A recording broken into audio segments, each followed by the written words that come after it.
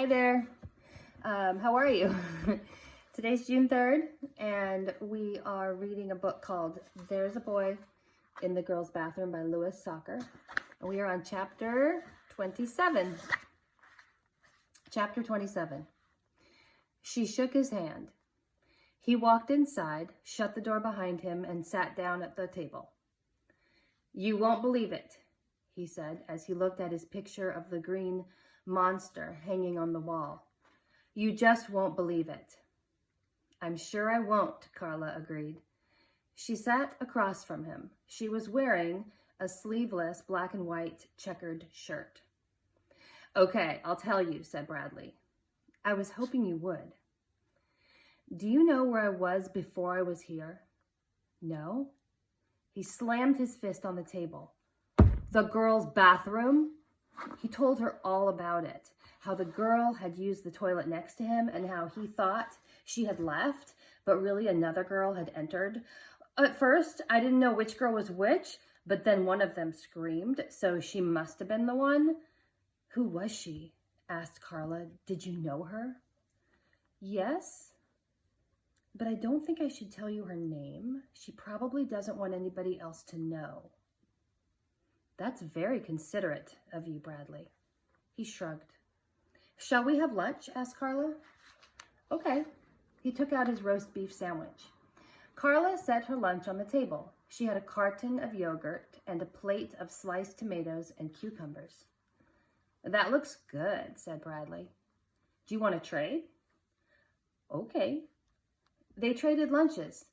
Bradley ate a slice of cucumber and he thought it was delicious. "So what were you doing inside the girls' bathroom?" asked Carla. She took a big bite out of Bradley's roast beef sandwich. "Jeff and his friends were chasing me," he explained. "Jeff's got a black eye, just like me. They all think I gave it to him." "Did you?" He could have lied. He could have said, sure, he beat up Jeff with one hand tied behind his back. He knew Carla always believed whatever he said. "No, I can't even beat up a girl," he said. "Melinda Birch beat me up." "Do you know her?" "No." "You'd like her. She's nice." Carla smiled. Bradley ate a slice of tomato, followed by a spoonful of yogurt. "I hid in the library at recess," he said. "They couldn't beat me up in the library, even if they found me. You can't even talk in the library." "Yes, I know." "Isn't it amazing?" "What's that?" "The library. All those books. And they're all different, aren't they?" Carla nodded as she drank Bradley's juice through a straw. I kept thinking about that the whole time I was in there," he said. "They're all different, but they all use practically the same words. They just put them in a different order." "Did you..." "Just 26 letters," he told her. "All they do is move those letters around, and then they say so many different things." "You'd think after a while they'd run out of ways to move them around," said Bradley. "Did you check out a book?" "No, Mrs. Wilcott won't let me. I used to, a long time ago, before I met you. I used to check out books and not return them. I used to scribble in them and rip them up. So she won't let me check out any books anymore. The whole time I was in there, she kept watching me, saying, 'I don't want any trouble from you, Bradley.'" He ate another slice of cucumber. "I just wanted to look at the book. I wasn't going to ruin it." "I know," said Carla. "And after a while, Mrs. Wilcott will know that too." "I'm trying to be good," said Bradley, "but nobody will give me a chance." "They will. It just takes time."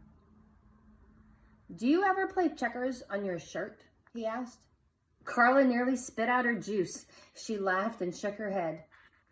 "I like your shirts," he said. "I like your socks," said Carla. Bradley looked at his mismatched socks. "I thought I changed them," he said, befuddled. "I hate socks that match," said Carla. "See?" She stuck out her legs. She was wearing white pants. She had on one white sock and one black sock. Bradley smiled. It wasn't his usual twisted smile, but one that was genuine. It was one that, up until now, had only been seen by Ronnie and Bartholomew. "I know something good you can do," said Carla, "and Mrs. Ebel will notice it too." "What?" "Homework." The smile dropped off his face. "No, I can't. No, I can't," he said. "Sure you can," said Carla. "I can't." His eyes filled with tears. "You can do anything you want to, Bradley Chalkers. I have a lot of confidence in you." He shook his head. "But I can't." His voice cracked. "Don't say I can't. As long as you say you can't do something, well then of course you won't do it. Say, I can. Say, I can, and you can do anything." "I can't. I can't." He was crying. "Bradley, it's not that difficult. You're making a big deal out of nothing. If you want, I will help you." "I can't," he sobbed. "Why can't you?" she demanded. He wiped his eyes with his sleeve and sniffled. He looked Carla straight in the eye and said, "I don't know what page you're on." "Oh, Bradley," Carla whispered. Her eyes glistened. She stood up, walked around the table, and kissed him on the cheek. Next time we'll read chapter 28. Have a wonderful afternoon.